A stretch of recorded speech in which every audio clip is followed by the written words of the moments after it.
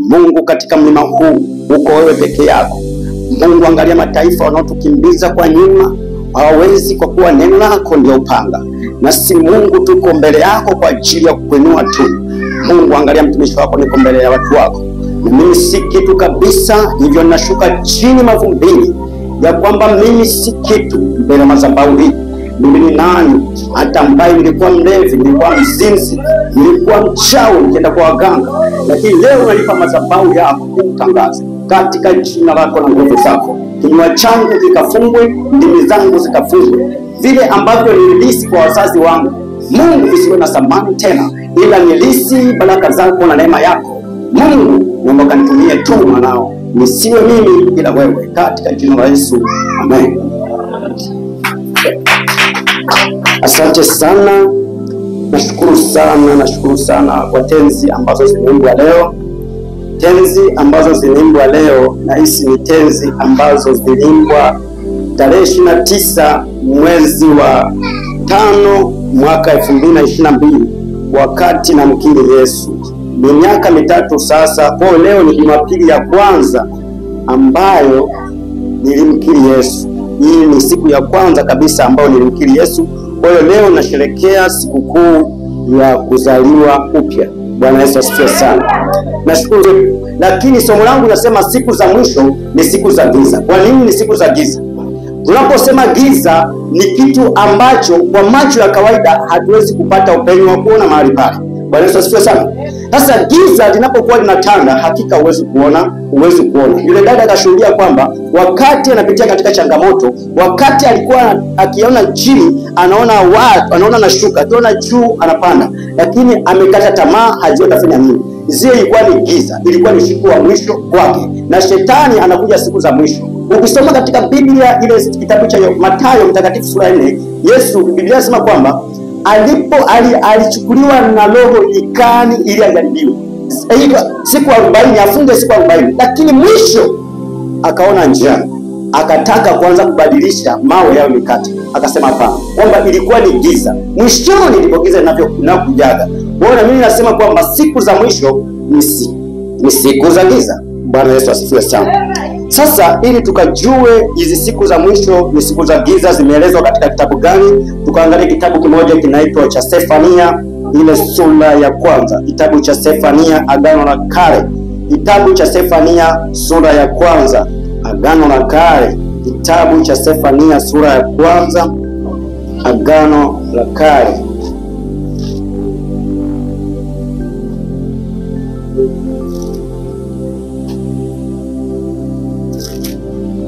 Sefania sura ya kwanza, sura ya kwanza mstari wa 14 hadi wa 17.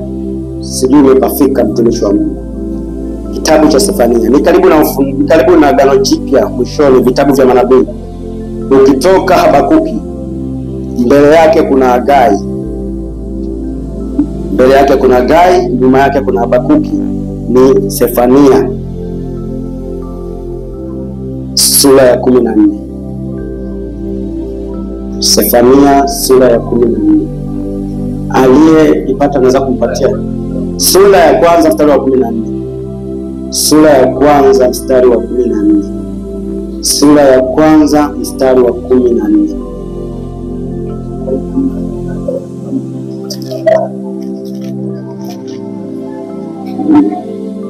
Sefania ni Mathayo. Ukitoka kabla ya Mathayo kuna Malaki, ukianza Mathayo huko ndio utakuwa rahisi. Mathayo, Malaki, Zekaria. Ukishatoka Zekaria ndio unampata Hagai, na ndio unampata Sefania. Unaanza Mathayo, Malaki, Zekaria, Hagai, Sefania unampata. Ngoja atusaidie mchungaji hapa. Wakati unaandaa kitabu cha Isaya 42:18 mpaka 21. Andaa hicho kitabu mtumishi wa Mungu, Isaya 42:18 mpaka 21. Karibu mtumishi wa Mungu. Hiyo siku ya Bwana iliyo kuu hii karibu nayo, inafanya haraka sana, na sauti ya siku ya Bwana shujaa kulia kwa uchungu mwingi huko. Mstari wa 15. Siku ile ni siku ya ghadhabu, siku ya fadhaa na dhiki, siku ya uharibifu na ukiwa, siku ya giza na utusi, siku ya mawingu na giza kuu. Mstari wa 16. Siku ya tarumbeta na kamsa juu ya maji yenye maboma, juu ya buruji zilizo ndefu sana. Mstari wa 17 ndio mwisho. Nami nitawaletea wanadamu dhiki, hata watapenda kama vipofu, kwa sababu wamemtenda Bwana dhambi, na damu yao itamwagwa kama mavumbi, na nyama yao kama mavi. Amen. Bwana Yesu asifiwe sana. Ukisoma katika kitabu hiki, ni kitabu cha unabii. Mungu anasema kwamba siku hiyo, siku ya Bwana iliyo kuu i karibu, nayo inafanya haraka sana. Naam, sauti ya Bwana shujaa kulia kwa uchungu mwingi huko. Siku ile ni siku ya ghadhabu, ni siku ya fadhaa na dhiki, ni siku ya uharibifu na ukiwa, ni siku ya giza na utusitusi, ni siku ya mawingu na giza kuu. Bwana Yesu asifiwe. Ni siku ya giza na utusitusi. Utusitusi, kwa wale ambao washaipigwa kibao cha usoni, watakuwa wanajua inakuja kama nyota. Unaona lakini uone inamwaka hivi. Huo ni utusitusi. Hasa siku za mwisho zinafanana hivyo, lakini anasema ni siku za giza kuu. Ni giza totoro, hata uwe na tochi uwezi ukaenda, kwa sababu ni siku za mwisho. Anasema siku za mwisho ni siku za ghadhabu, ni siku za dhiki, ni siku za fadhaa. Fadhaa ni aibu. Bwana Yesu asifiwe. Amesema mtumishi wa Mungu pale alikuwa anashindia uji, angekuja kwangu mimi nikisema hakuna uji, ni aibu. Ni aibu. Ndio hicho tunasema siku za mwisho ni siku za aibu. Lakini akasema hapana, ngoja nibaki, kwa sababu aliogopa kutangaza aibu. Lakini siku za mwisho zinapofika, hautasitirika, aibu itakuwa wazi. Hello? Anasema hazitakuja kwa sababu watu hawa walikuwa waniabudu. Hapana, zitakuja kwa sababu watu hawa walivitenda dhambi, walimwaga na vitamwaga damu yao, na nyama zao zitakuwa kama mavi. Ina maana hizo ni siku za mwisho. Sasa Mungu leo anatusemesha kitabu hiki ili tujue hizi siku za mwisho zinavyokuja, na giza lake na ghadhabu zake kwa uharibifu. Lakini hizi siku anasema mwishoni ataleta dhiki na watu wataenda kama vipofu. Hello? Kipofu nadhani mnamjua. Kipofu anapokuwa anatembea huwa anatumia fimbo, lakini kwa muda huo pia anakuwa anapapasa. Akitumia mkono wa kulia fimbo, anatembea huku mkono wake unapapasa. Kwa anatumia fimbo huku, mkono wake huku wa kushoto unapapasa. Anaenda hivyo. Hasa fikiria ndivyo itakavyokuwa siku ya mwisho. Watu watakuwa wanapapasa. Hawapati kile ambacho wanastahili kukipata, kwa sababu ni dhiki ambayo wanaitafuta, na katika dhiki hawaipati kwa sababu ndani kuna upofu. Hello? Sasa Mungu wakati anasema siku za mwisho ni siku za giza na watu wataenda kama vipofu, ndio vile ambavyo mtu anatoka na cheti chake cha kumaliza degree au form 4, lakini anatembea kama kipofu kwa sababu haendi kupata kazi. Anabashiri leo ataenda kwa mchungaji. Mchungaji anasema nakuombea, leta sadaka, nitoa. Anaenda kwa mchungaji anamwambia kazi hapati. Anatembea kama kipofu. Kwa sababu gani? Ukirudi chini hapo anasema ni kwa sababu ametenda dhambi. Hasa dhambi ndio imefanya hiyo apatikane kuwa na giza. Halo? Kumbe chanzo cha mwisho unapokuwa mgumu, watu wengi huwa wanakimbilia kupata suluhu ya ugumu, ila hawataki kujua imetoka wapi ugumu. Ushawahi waza kwamba kwa nini unaumwa? Kwa nini uolewi? Kwa nini umeachwa? Unawaza kutatua kwa nini unaumwa, hauwazi ugonjwa umeiacha. Giza na dhambi kazi yake ni kukuweka gizani, ukae gizani totoro. Unaanza kushughulikia kile ambacho utakiwa kukipata, ile baada ya kushughulikia kile ambacho ni chanzo, unashughulikia kile ambacho utakipata. Siku moja nimekaa, Mungu amenisemesha nikahubiri, lakini nikachanganya maisha yangu, nikachanganya nini, nikasema bado nika najibana. Mungu alileta ugonjwa tumboni, yaani kama kitu nimekaa tumboni. Nimeenda haja mimi dakika 5 naenda haja, dakika 5 naenda haja, dakika 5 naenda haja, lakini nikifika kule choni hakuna kinachotoka. Nikikaa tu hivi nalizika, natoka tena narudi nyumbani, nikikaa hivi nalizika. Yaani ikawa ni mchezo. Nikasema bwana, hapo mchungaji wangu mtu mmoja amekuja amemuombea saratani ikatoka. Nikasema huu ugonjwa ngoja niende kwa Bwana akaniponye. Kwa hiyo mimi nikaenda pale nikatulia kimya. Mchungaji akaweka mikono yake katika jina la Yesu. Alipomaliza kuniombea, muda huo ndio kwanza nikaenda pale haja, nikaenda hakuna kitu kinatoka. Akaniambia unaendeleaje? Nikasema kwa kweli Mungu amefanya. Kumbe bado. Kwa sababu gani? Nilikuwa nashughulikia tatizo ile chanzo kiendelee. Chanzo kilikuwa ni huduma ambayo iko tumboni inataka itoke, lakini nikataka kuitoa kwa maombi. Sasa sikia kwa mimi, wakati nimekaa pale nikasema nitakuwa ni mke wangu anataka Mungu amuinue, kwa hiyo nimheshimu, kwa hiyo mke wangu niombe. Mke wangu kakaa kwa jina la Yesu na nini, ndio kwanza mchaka salani. Nikasema Mungu anataka mtoto aniombee. Nikasema right, mtoto wangu njoo niombe. Wakababa katika jina la Yesu. Lakini mtoto aliomba akazungumza kitu ambacho kikanifungua akili. Akasema Baba katika Yesu, huyu mtoto mtumishi wako mpende akakutumikie. Nikasema akili ikafunguka, giza likatoka. Giza lilivyotoka nikasema, nikaona bado siponi. Nikinywa hata maji naenda choo, nikinywa uji. Nikasema sasa leo nakunywa maji haraka na uji haraka. Nikapoza kabisa uji, maana chakula siwezi kwa, nikapoza kabisa, nikaweka kwenye jagi, nikachukua na maji nikaweka pembeni, nikamimina kwa nguvu, nikachukua na jagi na uji nikamimina, nikaanza kukimbia. Nakimbia kwenda kushuhudia. Nilipofika tu, kabla sijafika hapa naona watu wale tayari haja. Hapa niende wapi sasa? Na hapa nitafute pole. Nikaenda polini, chuchuma hatoki kitu. Nikasema sasa nimeanza tu hatua ya kwanza kukuta watu watatu. Nataka niwapite, nasema mtumishi njoo. Nilifika pale nikasema afadhali nimekuja. Bwana Yesu asifiwe.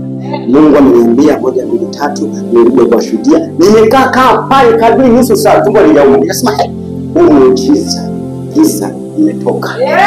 Nilivyoanza kusonga mbele kuambia watu, nikajikuta sasa na kwenda kule tumbo aliumi kabisa. Nikafika, ilikuwa ni siku ya Jumaa ya maombi, nikapitia kanisani, nikaomba, nikarudi tumbo aliumi. Nikasema hamna, anakuwa utani. Nikaenda kupitia ndiza kuchoa pale, nikachukua 10 kabisa, nikaweka na pilipili, nikaweka nini, nikapiga tumbo aliumi. Nikasema hivi ni utani kweli. Sikapona. Kwa sababu gani? Giza lililokuwa limefunika dhambi yangu nisione, ilikuwa ni giza ya kuhitaji kitu pasipo kumhitaji Mungu. Anasema kwamba watu hao wa siku za mwisho kutakuwa giza, na hilo giza itakuwa limesababishwa na dhambi. Nyama zao zitatapakaa kama maji, kwa sababu haziwezi kuzikwa tena. Bwana Yesu apewe sifa. Sasa tukaone hili giza limesababishwa na nini kwa watumishi wa Mungu? Limesababishwa na nini? Nenda tukasome kitabu cha Isaya 42 mstari ule wa sura 42 mstari wa 18 mpaka 21. Twende tukasome, mtumishi wa Mungu tusomee Isaya 48 sura ya 42 mstari wa 18 mpaka 21. Isaya. Natamani sana mjue ninachokijua. Karibu. Nasoma. Ndio. Isaya sura 40 mstari wa 18. Ndio. Mpaka 21. Mungu anasema, Sikilizeni enyi viziwi. Tazameni sasa ninyi vipofu, mpate kuona. Wangu au aliye kiziwi. Rudia hapo kidogo mstari wa 9 mstari wa 19. Nasema ni nani aliye kipofu? Ila mtumishi wangu. Kwa kweli mtumishi wangu ni kipofu, sijawahi ona. Mimi nasema kipofu, mtumishi wangu ndio kipofu. Au aliye kiziwi? Ni nani aliye kiziwi? Kama mjumbe wa, kama mtumishi naye mtuma nenda kashuhudie. Ni nani? Eti nyewe vipofu mlioko. Sasa sikia kwambie, tulia hapo. Mungu alikuwa anaongea na vipofu, sio vipofu ambao wanatumia fimbo kutembea. Alikuwa anaongea na vipofu wazinzi, vipofu wachawi. Ndio hichi ambacho kimetokea. Wewe ni mchawi. Ni nani aliye mchawi kama wewe? Kama mtumishi wangu? Mtumishi wangu ndio mchawi. Mtumishi wangu ni kipofu. Wewe kiziwi, wewe unasema kiziwi. Unajua tunahubiria injili watu, lakini nakwambia hakuna au ni viziwi. Sasa Mungu leo anataka awaambie, inabidi awafungue masikio, awafungue na macho ili awaambie habari za watumishi wake. Endelea, anasemaje chini hapo? Anasema nani aliye kipofu kama yeye aliye na amani? Nani? Amani inapokuja watumishi wa Mungu ndio tunasema sasa wameenda kulala. Aisee, anasema ni nani huyo kama mtumishi wangu mwenye amani? Ndio kipofu kabisa, hata kuona amani kisha tokea. Anashuka chini anasema kipofu kama mtumishi wa Bwana. Aliye kipofu kama mtumishi wa Bwana ni nani? Unaona mambo mengi. Anaona mambo mengi, anahubiria mengi huyu. Na Biblia anakaa nayo, anaweka kichwani, washitani asimpane, wachawi simvamie. Yaani yeye anaona na anasikia na Biblia anayo, lakini ni kipofu. Mtumishi lakini hayatii moyoni, anasikia anapiga teke. Sio ya kwangu haya, yaani haya sio kwangu kabisa, yeye bakini huko. Masikio yake yako wazi. Masikio yake yako wazi, ndio imeshamfungua. Lakini hasikii. Ila Bwana anapendezwa kwa ajili ya haki yake. Bwana anapendezwa kwa ajili ya haki yake. Nani? Kuitukuza sheria na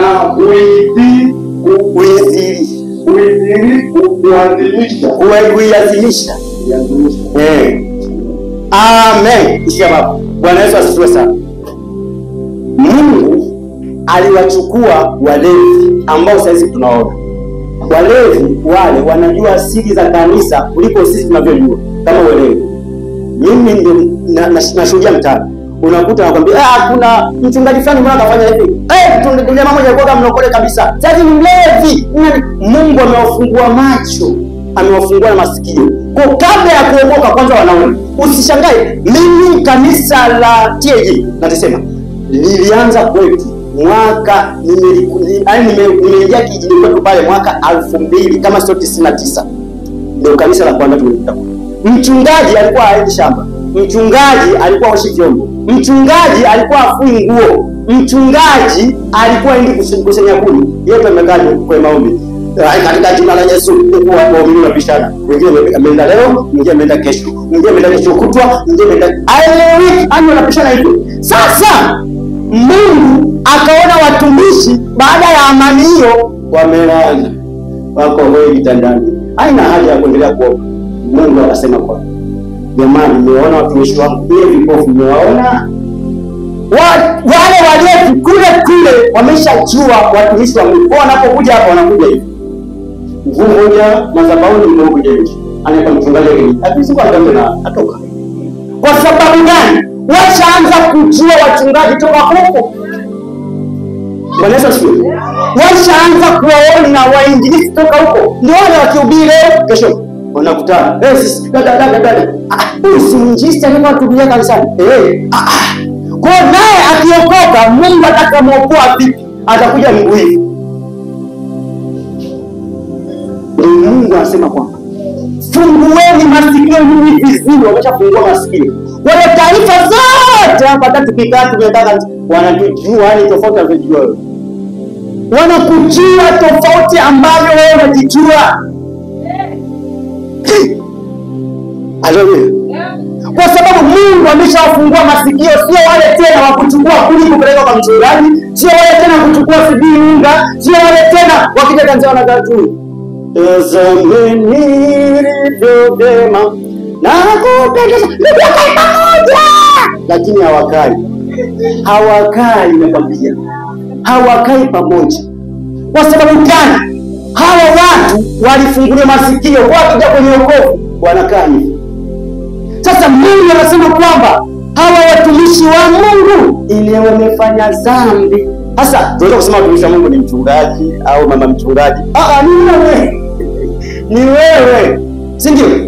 Ni wewe, kwa sababu sisi kwa mujibu wa Biblia inasema kwamba ni Walawi, na Mlawi katika Biblia inasema kwamba hana sehemu katika nchi, anakula mapato ambayo Bwana anatakiwa ale. Katika Biblia inasema kwamba Mungu, kwa sababu sadaka zile za zamani za Ibrahimu walikuwa wanateketeza, hasa amesema kwamba hizo sadaka zikateketezewe kwenye matumbo ya watumishi. Wewe ni mtumishi.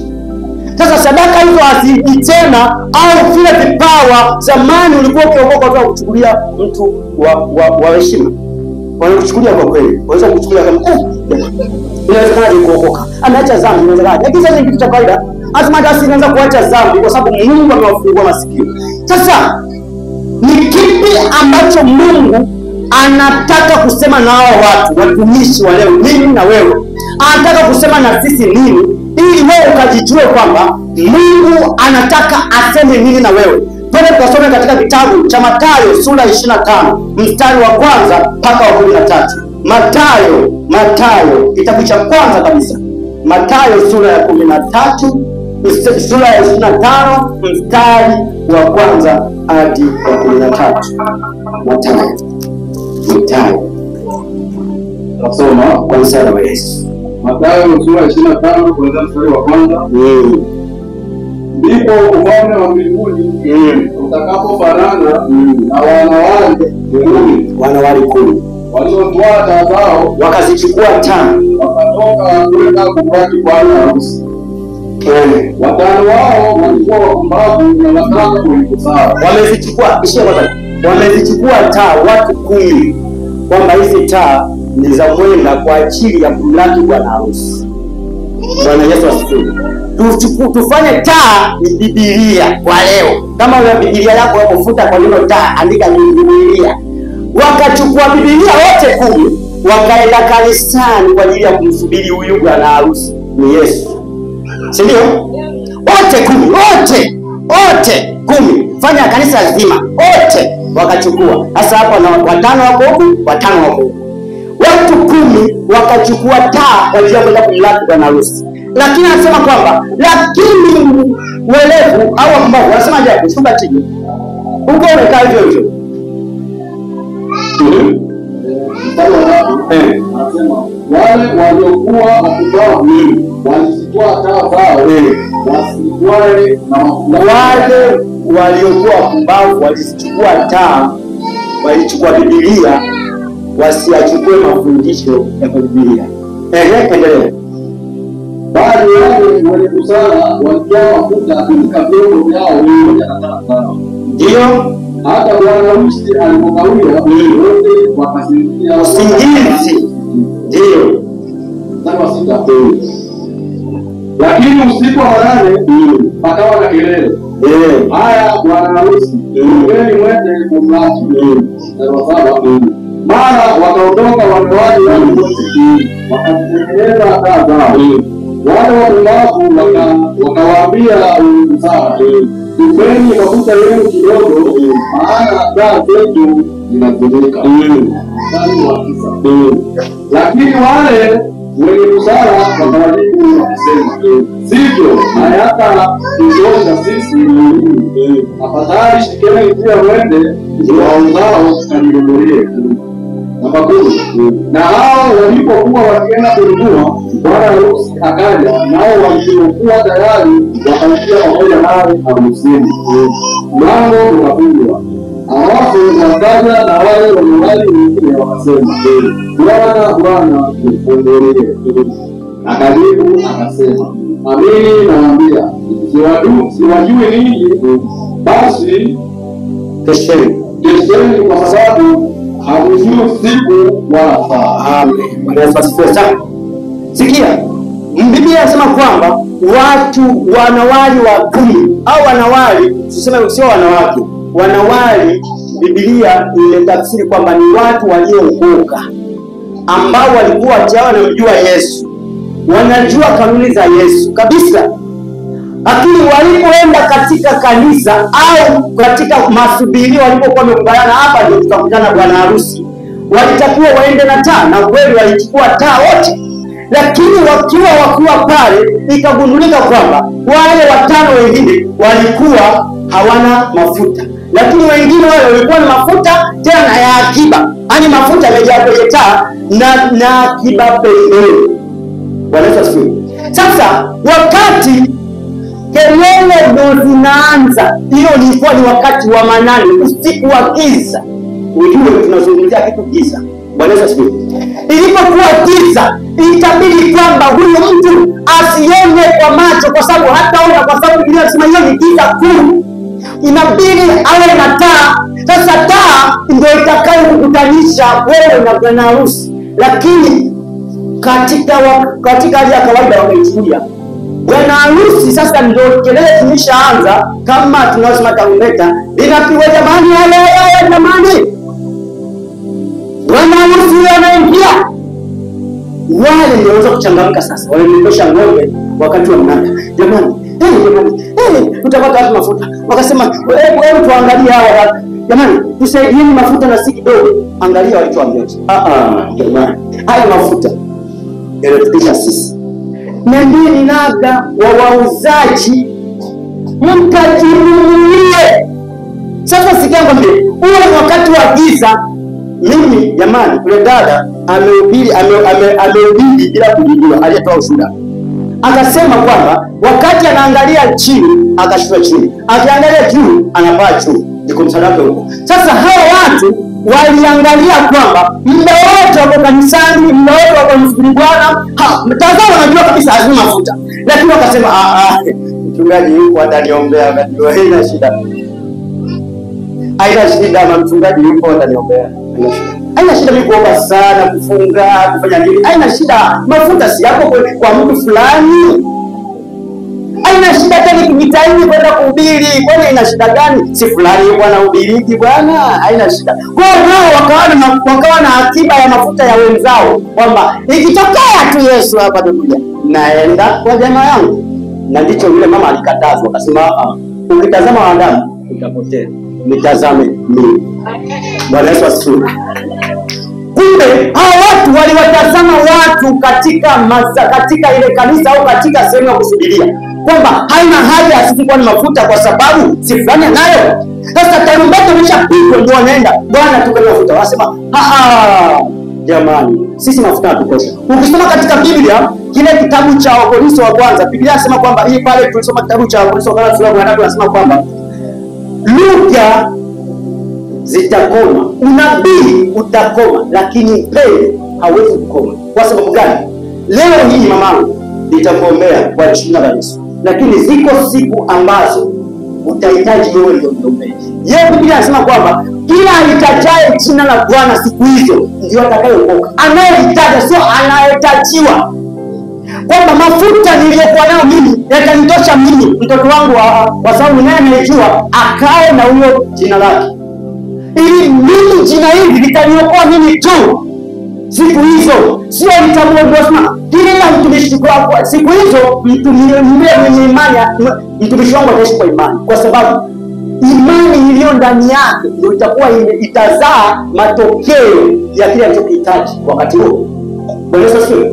Sasa hawa watu walitegemea imani za watu wengine katika kumsubiri Yesu. Ndio maana wakajikuta ni vipofu, wanatembea wanapapasa. Wakati namuuliza Mungu, hii ina maana gani? Akasema kwamba hata wale wanaouza chumvi, maji na nini, amewaruhusu kwa sababu gani? Wako vipofu ambao wao walitegemea watu. Kwa hiyo hata hivi chumvi wao ndio wakalipie, kwa sababu kwa Biblia special inasema kwamba nendeni mkajinunulie. Kwa anaenda kununua sasa mafuta yasiyouzwa na Yesu. Ukisoma katika Isaya 55, Biblia inasema kwamba njooni mnunue bure. Kwa nini kununua kwa gharama vitu? Kwa sababu wao watu Yesu akasema kwamba ukisoma tena somo siwajui. Na maana Yesu kabla hajaja alikuwa dukani anasubiri wateja. Lakini wateja waliokuwa wanakuja ni wale 5 pekee yao. Wale wengine 5 wakasema hapana, tutasubiri wanunue, ngoja kuwaomba. Wale wengine 5 wakapata mafuta zaidi ya duka limeshafungwa. Wao ndio wanatoka, wanapishana muuza duka. Muuza duka anaingia, wao wanatoka. Sasa Yesu akasema siwajui. Ina maana walikuwa na mafuta kweli, lakini yametoka wapi? Yesu akasema gani? Basi wajui watu wao. Wamekuja mafuta, wametoa wapi? Sasa ndio hicho ambacho dunia sasa iko kwenye mfumo wa kutegemea mafuta ambayo hayauzi Yesu. Chumvi, maji, nini. Lakini wanapokea na itafika tu kwa siwajui. Kwa sababu mafuta mimi sikuwauzia jamani. Yesu anasema mimi nauza bure, mbona? Mimi nilinunua kwa hela. Halo. Yeye anauza bure, lakini watu wameuziwa kwa hela. Au anasema nitakaa pamoja na Bwana. No. Kwa hiyo Mungu anaposema kwamba njoni mnunue bure, anamaanisha wakati huu. Hili ni giza la saa 2. Tunataka kwenda kwenye giza la saa 8. Ile giza la saa 8 mama yangu, hata mwinjilisti hautamuona. Kila mtu atakuwa anajihubiria mwenyewe moyoni mwake.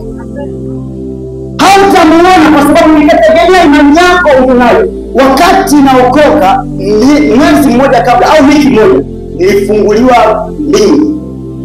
Nikaona mbingu nafunguka. Yesu anashuka kutoka mbinguni. Watu wakamkusanyikia, wazungu, Waarabu, Wahindi, makabila yote na vitu vyote nilivyoona yote nilitoka. Tukakaa katika uwanja mmoja. Baada ya hapo watu wote, sio dini lazima wote waita jina moja tu, Yesu. Lakini wanaenda kujua sio wote kweli waliona Yesu amekaa. Lakini katika maono yao naona mtu mmoja anachukuliwa. Na ilipokata ile hali ya kuchukuliwa, watu wakaanza kulia. Wanakimbizana wao. Tumetoka pale katika maono na tumeota ndoto hiyo moja na wangu. Siku hiyo mtu akatokea, ndivyo itakavyokuwa. Nendeni mkawaambie watubu zangu waniamini Yesu. Basi maneno matatu tu. Sijui hata kuhubiri hata kuandaa somo likwaje, lakini anasema nendeni mkahubiri watubu zangu waniamini Yesu. Basi na sisi hapo tunaenda tunashuhudia tukabili 200 300.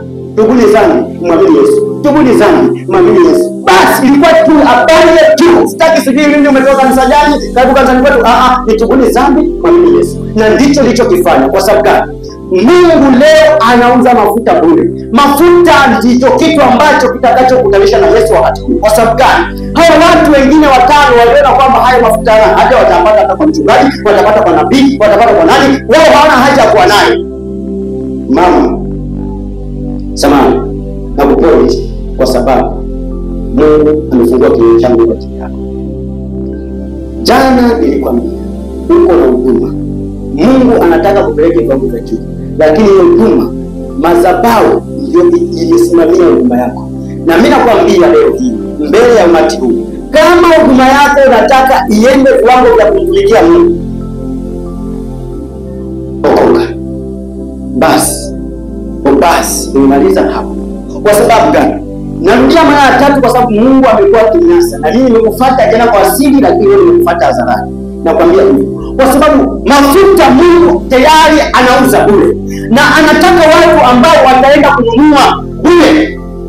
Hao watu 5 hawakuwa na haja ya kwenda kanisani. Wanajua kwamba mbona wanaongea watu kila Jumapili, walikuwa wana haja ya kwenda Jumatano. Mbona watu wana kanisani wanaombea watu, wamewekewa huduma za uimbaji, haina haja hata kwenda mazoezi. Mbona nitapata kipindi cha kusefu? Wamewekewa huduma za kuhubiri, lakini wanasema haina haja. Mbona watu wafanya na uhubiri? Haya ni mafuta Mungu anauza kule. Wakati itakapofika sasa, ile neema ambayo ulikuwa unahubiri ikaanza kukushuhudia wewe kwamba wewe ni nani, utakuwa umechelewa kwa sababu mlango utakurefu. Leo nimesema hapa na uhubiri. Sihubiri kwa ajili yako, na uhubiri pia kwa ajili yangu. Kwa sababu nitakapokaa nyumbani, maneno haya mimi yatanisaidia kutoka kwenye giza, kwamba mbona nilihubiri mimi mwenyewe, kwa nini mimi nikae hivi? Alo. Kumbe wakati unajishughulisha kutumika kwa Mungu, unakaribisha kioo ndani yako. Unapoenda mimi kuna wafuta bangi, kuna wahuni. Lakini ikifika tu pale, mchungaji amekuja, jamani msifute bangi sasa. Msitukane matusi. Sio kwamba hawatukane matusi kwa sababu wameona Petro, bali kwa sababu wameona kile ambacho nimekitoa kwao. Sio kwa sababu nimeokoka. Ni kwa sababu Bwana anawaambia maneno ya busara, sio wakati tamaa. Mimi naenda na mzizi waje aje. Sio tu kusema wewe unaenda motoni. Namwambia ni wewe. Ni huduma. Hiyo ni kinyume chake. Sasa uko huko lakini kinyume kwa Mungu. Kwa sababu najua mimi si nilitoka wapi. Mimi nilitoka wapi? Mimi mwenzako. Ishi yako. Sije ukasema la, imetosha. Wewe jamaa, wewe ulikuwa kibaka. Sasa sikamwambia, Mungu wakati anatutaka tukanunue mafuta, anatuwekea huduma za kwenda kununulia zile ndio taa. Zile huduma ndio tutakuwa tunaenda dukani kila wakati na kuhimiza. Zile huduma zinakuhimiza, mimi ni muombaji, lazima niende maombi. Mimi ni mwimbaji, lazima niende. Mimi inafika siku sasa Mungu Yesu anashuka, angalia uokovu, anaangalia taa imejaa mafuta. Ile taa huduma yako iko na mafuta ndani. Bwana Yesu asifiwe. Twende tukajaze katika kitabu cha Wakorintho. Tukalijaze hili neno katika kitabu cha Wakorintho sura ya 15 mstari wa 10. Wakorintho wa kwanza. Kutoka Matendo ya Mitume. Wakorintho wa kwanza. Kutoka Efeso.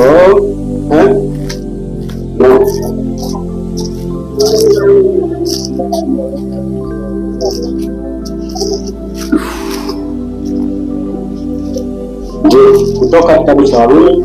Wakorintho wa kwanza ile sura ya 15 mstari wa 10 mpaka 11. Mstari wa 10 mpaka wa 11. Wakorintho wa kwanza sura ya 15. Haleluya. Tunasoma na Biblia. Wakorintho wa kwanza sura ya 15 kuanzia mstari wa 10 mpaka wa 11. Mungu anasema Amen. Lakini kwa neema ya Mungu nimekuwa naimba kwaya, nimekuwa na ubiri, nimekuwa na neema yake iliyo kwangu, na neema yake ambayo niko nayo ilikuwa sio bure. Ilifanyaje hiyo? Sio bure. Kwani bali nalizidi sana kufanya kazi, nilizidi kutumika kupita wao wote. Petro, Yohana, Mathayo, Bartimayo, wote ninawapita kwa sababu hii neno sikuifanya iwe bure. Bwana Yesu asifiwe. Paulo anajinasibu na ndio aliandika nyaraka nyingi kuliko mitume wote. Wako wakina Petro, wakina Yohana walikutana Yesu hivi. Lakini ameandika sijui nyaraka 3 tu. Lakini mtu mmoja yule Petro, yeye hakuwahi shuhudia Yesu na ubiri wa kuona kwa nyama, yeye alikutana na sauti. Akahubiri kupita wote. Kwa sababu gani? Aliona neema aliyopata kukutana na Yesu sio bure. Sisi tunakutana na Yesu. Tunakutana na Yesu kwa ugonjwa wetu. Tulikuwa tunakesha baa. Mtumishi huyu hapa. Nafahamu. Kabla hajaokoka na mimi sijaokoka. Anakaa meza hii, ni meza hii hapa. Vitu vikali, kebanti, konyaki. Ndio vitu vinavyokuwa. Wewe mtumishi. Nilipomwona hapa nikasema, "Una wewe?" Akasema, "Na mimi." Bwana Yesu asifiwe. Sasa hiyo neema kwa nini leo nifanywe vile? Kwa sababu ilitaka inipeleke kwenye ugonjwa wa ini, inipeleka kwenye ugonjwa wa figo, inipeleka kwenye analysis ya kufanyiwa mapafu sivyo yamejaa maji. Wangapi? Mimi ngombe wangu amekufa juzi. Tena sio kwamba hizo bwana kulikuwa kuna mimi. Sasa mataputapu, maini yamejaa, tumbo limejaa, nimekufa. Mimi ni nani? Hii neema. Paulo anasema, "Sikuifanya iwe bure, nilizidi kutumika." Nilizidi kwenda kanisani, nilizidi kwenda kwenye maombi, na wakisema kufunga, nafunga. Wakisema leo ni Jumatano, naenda. Wakisema usafi, hata wakanituma. Akasema kwamba niliona sio bure. Sio kwamba alitoa hela kwa sababu alisema sio bure. Aliona kwamba ana deni, okovu ni deni ambalo Mungu amekuwekea ndani. Ulione kwamba ufananishe na kule. Inafika wakati kweli tunalala njaa, hata Daudi analala njaa, asema jamaa ngoja nifike mwisho. Lakini akikumbuka kule asema ile neema sio kule, iko na kitu. Bwana Yesu. Injili mimi jamani, nilikuwa mwinjilisti wa TYCS Sumbawanga. Sijui hata wokovu ni nini. Nahubiri tu, wanajipanga ni kwa ndio mwinjilisti wao. Mimi niko form 7. TYCS nahubiri. Lakini kihubiri baadaye na konyana tunaenda. Kwa sababu sikuwa sihubiri kwa neema. Neema haikuwepo. Sasa hii neema ninahubiri, alafu makando kando yote kayafagia, kayakita moto. Nitasema ni nini? Nitasemaje nisifanye kazi? Nitasemaje nikuoshini mbali? Wakati natoka kwa kanisa hili kuja hapa, nikasema Mungu kwa kweli hapa siendi. Bila kunipa pikipiki, siendi. Ani tena sitaki kabisa. Au mchungaji, au teshwe, aje anifuate. Lakini kwa akili zangu siwezi. Mungu nichomoke mchungaji.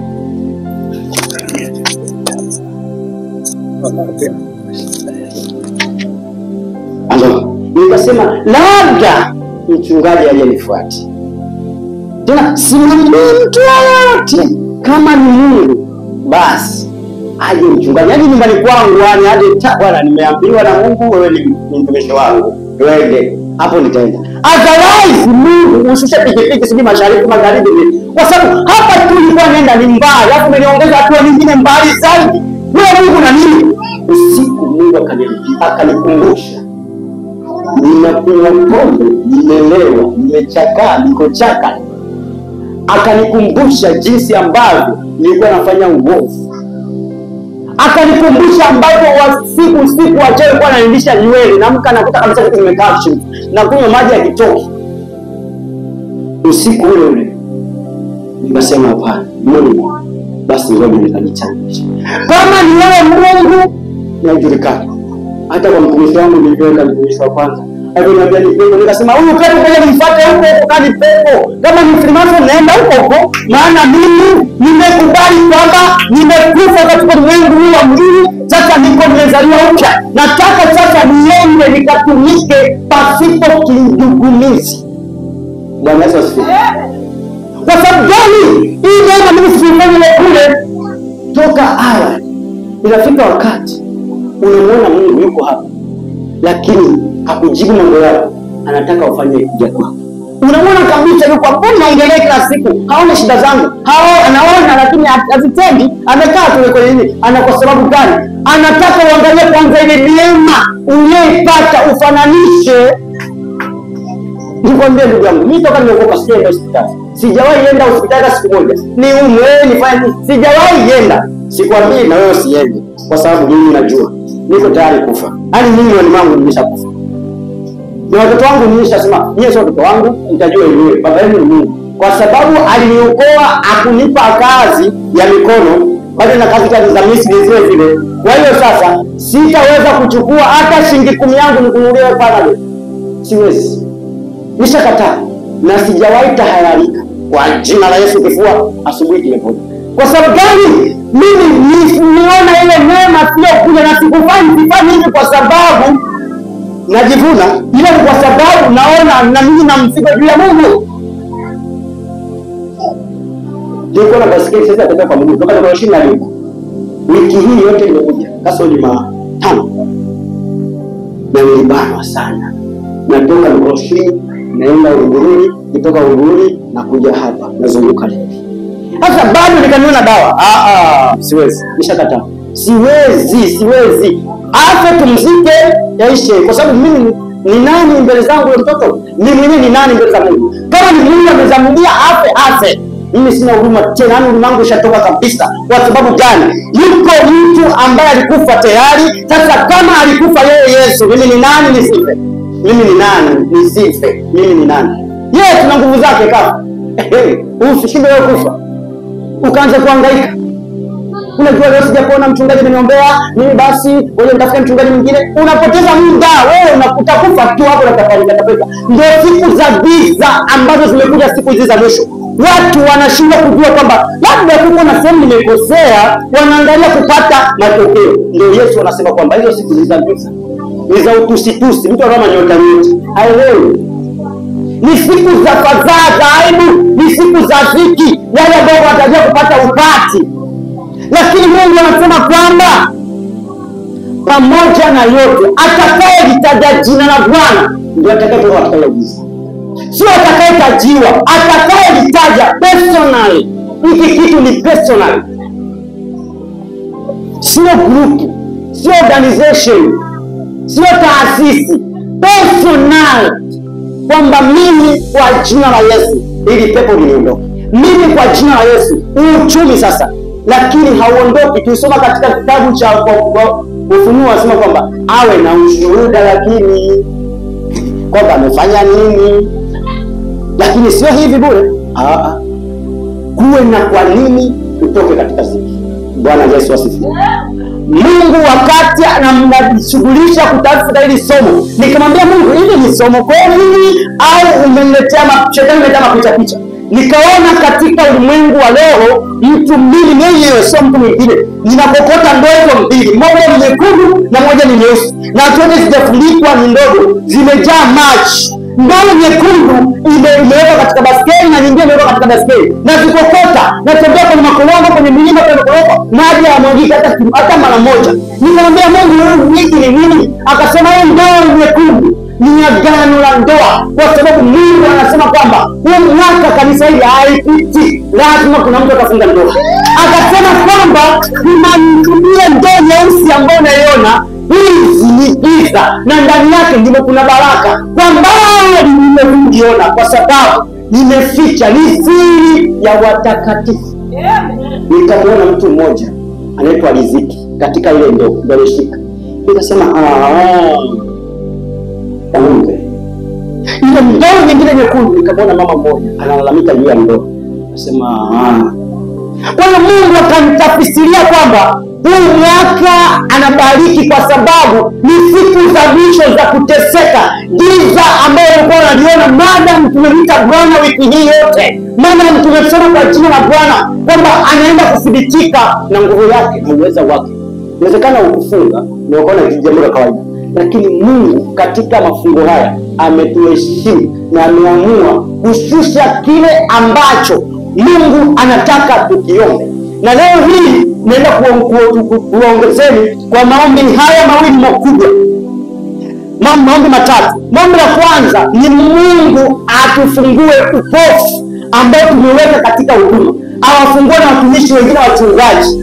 Upofu ndio umefanya hali zao zimekuwa ngumu, wameshindwa kusimama katika kumtumikia Mungu, wameshindwa kusimama katika kulitaja jina la Bwana, wanatamani kutaja vitu fulani, wanatamani kuona watu fulani, na giza limekuwa ndani yao. Wengine wanakimbia huduma, wengine wanaacha kabisa wokovu, wengine wanaacha kabisa kwenda hata kanisani kwa sababu giza limetanda na wajui kwamba liko jina ambalo wanatakiwa kulitaja ndani yao ili Mungu akapate kuthibitika. Kwa hiyo tunapoenda kuomba leo, tunamwomba Mungu akathibitike, akafungue watumishi upofu ambao umetanda. Mungu ameweka vitu ndani yetu, Mungu ameweka ndani yetu huduma, lakini huduma hizi zimekuwa tunazipiga teke, tujaona thamani yake, tumeona kwamba si kitu, alitupa bure, tumeokoka bure, tuendelee kukaa tu kwa sababu Mungu anatupenda. No, Paulo anasema kwamba niliipata kwa jinsi hivi nilivyo, kwa jinsi ambavyo nimeandika vitabu vingi, kwa jinsi ambavyo nimehubiri mataifa mengi. Sio kwamba ni kwa sababu niliokoka, ni kwamba ni kwa sababu niliona wokovu niliopata, sio bure, ikabidi nijitoe mwenyewe. Paulo akaona hata kuoa ni mpumbavu, akasema ingefaa kabisa kila mwanamume asimguse mwanamke na kila mwanamke asimguse mwanamke, lakini kwa sababu ya msingi basi kila mtu aoe.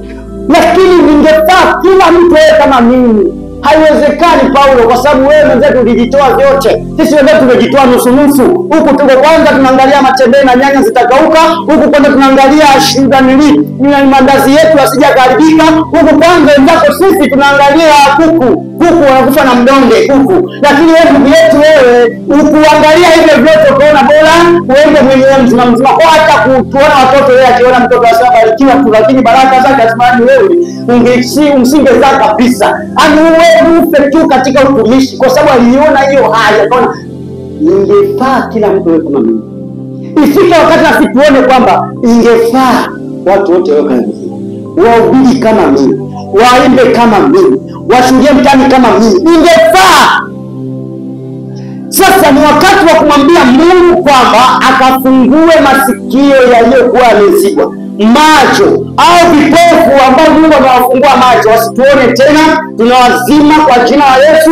Sasa ili sisi tuone wao kama ndio wale ambao Mungu alituita kwa ajili yao, tukawakomboe, wasije na viburi hapa, wasije tena na ile maneno walioyasikia kule, wasije na dharau tena, wasije na chokochoko watumishi wengine, wache wao wapondeke, wasinyangike, watumike wao, watumishi wazuri, wasikae mguu moja mguu nje. Na sisi leo tunaenda kuwaita hapa, lakini jambo lingine tunaenda kuombea ndoa, kwa sababu Mungu anasema kwamba ile ndoa nyekundu inaashiria agano la ndoa, na ndani kumeshajaa kabisa, kimeshajaa kabisa, mambo yamejaa, inatakiwa ni kumimina kwa kila mmoja apate kitu chake. Nimesema kwamba katika kile ndoa nyeusi ni ndoa ya baraka za riziki. Kwa hiyo Mungu anaenda kufungua riziki zetu. Tulikuwa tunaenda mashariki, tumetumikishwa na mimi kitu ambacho nalaani kabisa ni utumwa. Na mimi nilikuwa naongea hata juzi, nasema Mungu nitoe kwenye utumwa, utanitoa vipi? Lakini aliponionyesha, kwa sababu anaonyesha Mungu kwamba yuko mtu mmoja analima shamba, lakini pembeni ya shamba yake amefungua duka, na duka lile sijaelewa, nikamwambia Mungu manake hii. Akasema kwamba katika kitabu cha Yohana ile sura 15 anasema kwamba mkikaa ndani yangu, mtu yeyote akikaa ndani yangu lazima atazaa, kwamba kwa sababu tumekaa kwa Yesu, zile shughuli zetu ndogo ndogo zitazaa zile shughuli nyingine. Ndio akaniambia kwamba ile shamba unaliona ndio limezaa ili duka, kwamba inawezekana unatoa mandazi, una kitu Mungu anataka kikazaliwe kingine pale. Inawezekana unaimba, unahubiri nyingine tayari kazaliwe sasa uimbi bure, watu watakutunza. Inawezekana unahubiri zako sasa hazitakuwa bure, watu watanyosha mikono na Mungu akathibitika katika maombi hayo. Bwana Yesu asifiwe sana. Bwana Yesu asifiwe sana. Ulikata tamaa, ni kweli. Ukategemea kwamba wako watu utaomba mafuta, wako watu watakuja kuombea, wako watu watahubiri, wewe haina haja hata kujifunza kuhubiri. Ni dada